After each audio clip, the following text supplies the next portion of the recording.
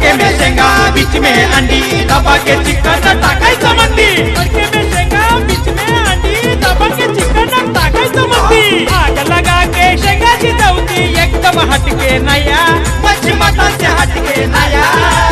आया आया रे दादा पोपटी का सीजन आया आया आया रे दादा पोपटी का सीजन आया